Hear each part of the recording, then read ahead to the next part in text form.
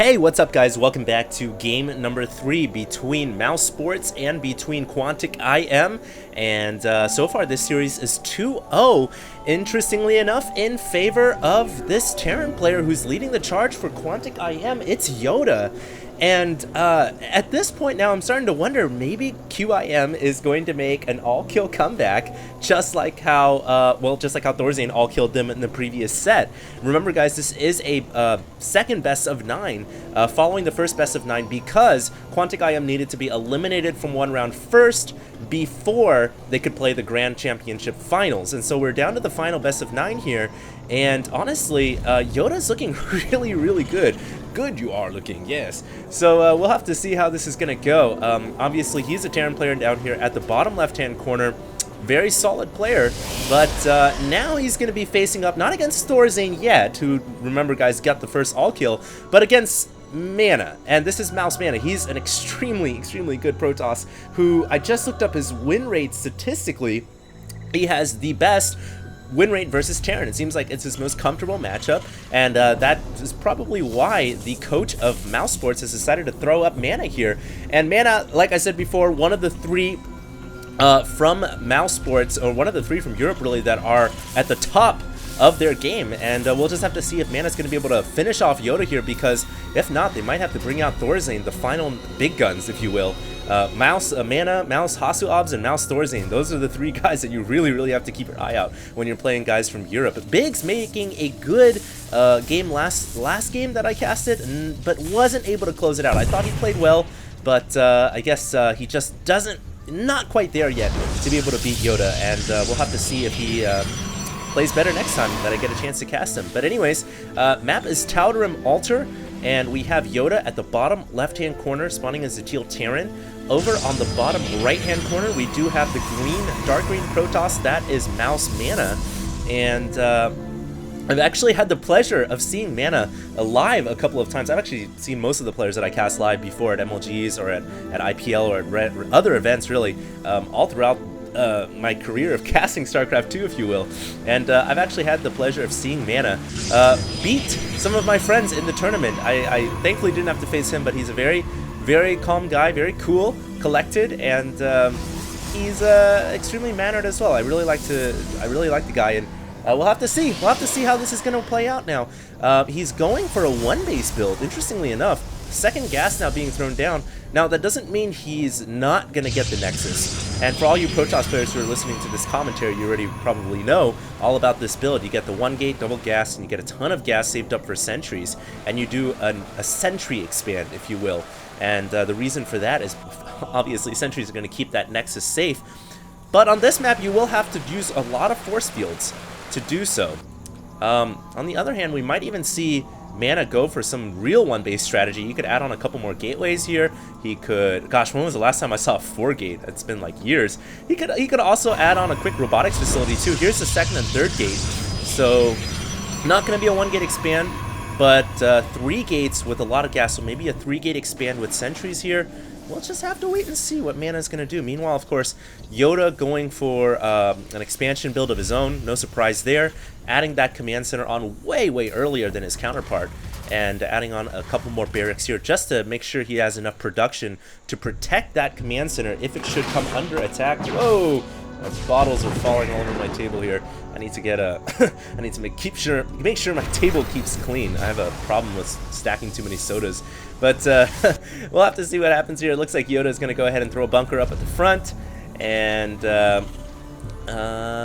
let's see. He's adding that bunker. He's adding a couple more barracks that he's almost about to finish now. Still on 1 gas. So he's only going to get 1 or 2 upgrades here off of this tech lab. And we finally have Mana getting that Nexus down. So considerably later than his counterpart here, getting that add-on.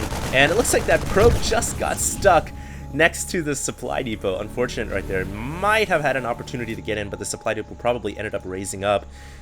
And you know what? A pretty calm game. So, whoa, that's a lot of sentries. And they're being warped inside the main. That's interesting. We just saw the edge of a comsat being placed right here at the neck between the natural and the main. And the sentries are hidden. I wonder why Mana is making so many sentries. Now, he's got a robotics facility coming. it could, you know, usually Protoss players are going to leave the sentries inside the natural area so they can defend off an attack. Him placing them here makes me think he's going to go for maybe like a Warp Prism and shuttle them over. Or maybe he's just keeping him here in anticipation of some kind of a drop play. Yeah, he's warping in a lot of units here. So 4 Stalkers coming in, so maybe he's really, really wary about a potential fast starport here. But that's not the case. Yoda has used his gas here, only 1 gas for the stim pack and the +1 weapons. And let's see what the robotics facility is making. An observer first, so no Warp Prism quite yet. But very interesting placement here from Mana. Now he's finally pulling most of his forces over to the natural to protect from a potential drop here. So, you know, it really looks like he's just dotting his I's and crossing his T's, making sure that he doesn't get dropped at any one location. And that probe at the Xel'Naga Tower is going to see the Marines and Marauders on the ground. So now he probably realizes, hey, there's likely no medevacs quite yet. The Observer coming out here just to check and make sure. 5 Stalkers making mincemeat of that Marine, one-shotting it. Never had a chance to get up. But I think that Marine might have ended up seeing the sentries too. So Yoda should realize what kind of composition he's facing up here. No starport, most likely no quick Twilight Council, no DTs or anything like that. And so that's why he's not building any missile turrets. And he's adding the factory on right now. So we're finally gonna, well, he actually does have a missile turret there, so scratch that.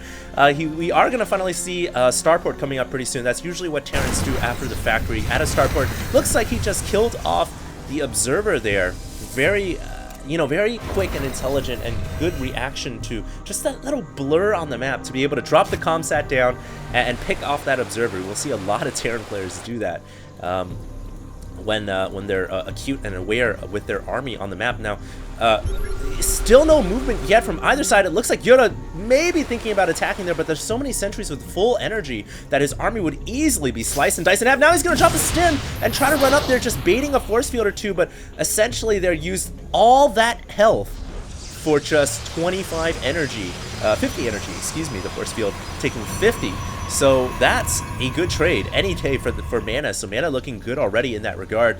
And as soon as those medevacs come out of the starport, they will have to use their energy immediately to heal up the depleted Marines and Marauders.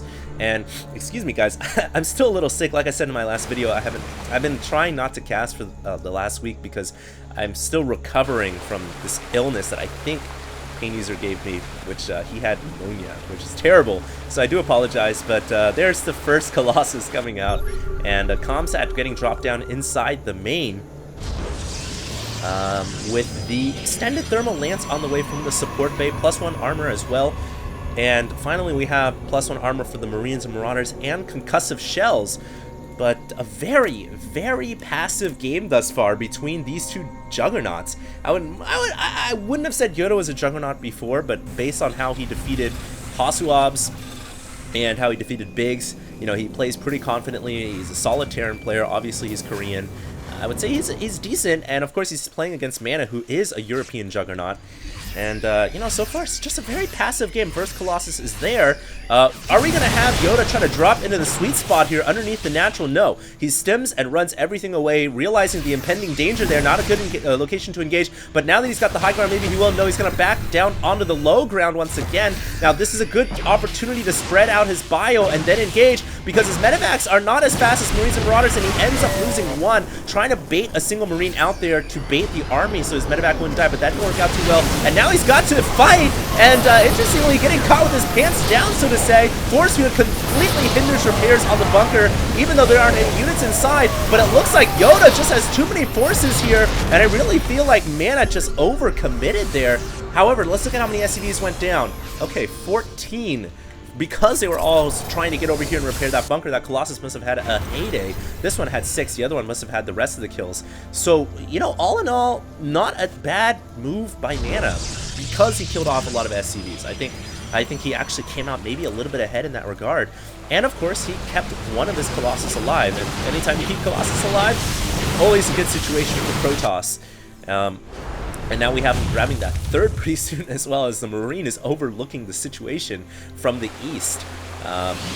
You know, one thing that, there we go. I was going to say one thing I haven't seen Yoda do so far in this game is attempt to do a medevac drop into the Protoss main. And usually at a high level of StarCraft 2, that's what Terrans will do. They will drop incessantly into that Protoss base just to harm and harass. And finally we have Yoda coming in, but I think this is just too late. He should have actually dropped during that last battle. That would have been a great time to drop into the Protoss main and do some damage while the Protoss is distracted. But now, you know, his entire army most likely is back home as it is. And so this medevac, I just don't think it's going to do any damage at all. So mana, you know, looking solid, but the game is still pretty damn close, guys. I can't really give it one way or the other. The only thing I would have to say is the SCV count is considerably lower for our Terran player. But of course, because their supplies are even, that means most of that is made up by his army.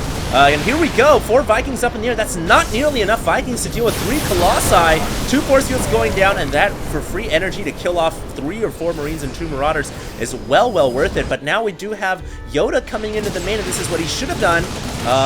When that army is attacking, go in and drop and harass, and it looks like he will pick off a pylon for free, thereby supply blocking mana. But looks like mana immediately goes for the dropship. That was so smart, and now this army is basically without evacuation, and they're all going to go down to those 6 Stalkers.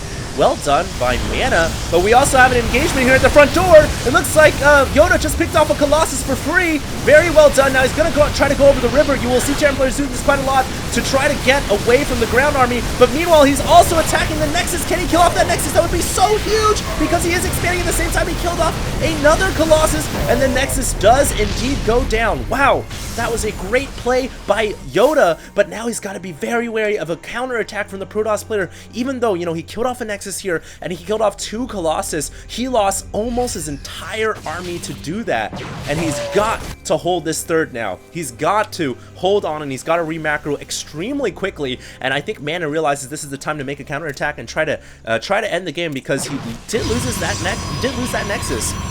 That's a huge blow to his economy. So here we go. He's going to move out. Looks like we do have a Ghost Academy coming up from Yoda. Maybe the nukes will come out if he can survive this counter blow, because we've seen Yoda try to get nukes in every game so far. Last game really nuking effectively on Biggs. 2 medevacs totally full up in the air. He needs these back to defend, I feel like, but since they're already out on the far east of the map, maybe he's going to go ahead and try to drop and do some damage. The command center forced to cancel its orbital morph and is now floating in the air. It looks like it will make it back home to safety, but Yoda in a lot of trouble. He's got to pull back. He salvaged his bunkers. Oh no, he doesn't have any bunker cover here, and he has to pull SCVs one more time. This is going to be more devastating than the last. There's a Storm down there as well. Storm totally whittling the Marines and Marauders. Meanwhile, the 2 medevacs here dropping here, but not attacking that Nexus. And oh wow, that was the perfect Storm. And this could be all she wrote for Yoda. Can he hang on or not? The orbital command is floating its damage, but that Colossus in the back has 16 kills already. It's just continuing to laser down everything in sight. Now the SCV is coming out. It doesn't even matter. Yoda has to GG. And his army over here on the right also dispatched him as well. So, man, if he had just kept the bunkers up right here and lifted off this thing and just waited to reclaim the third, I think if he just put 2 or 3 bunkers here and had the SCVs ready to go, he might have been able to hold this counterattack and pull ahead. But he just didn't have it in him to do so. An electrifying Stalker. So that was game number 3, actually, between these 2 juggernaut teams, Mouse Esports and Quantic IM, for the grand finals of Team Arena Challenge. So I hope you guys enjoyed. We're going to have a game 4 coming up, and the series is currently 2-1 in favor of Quantic IM. Mouse Sports now bringing it back with 1 game. And so Mana is here to stay, and we'll see who QIM throws up next. Stay tuned, guys. This is HD, signing out.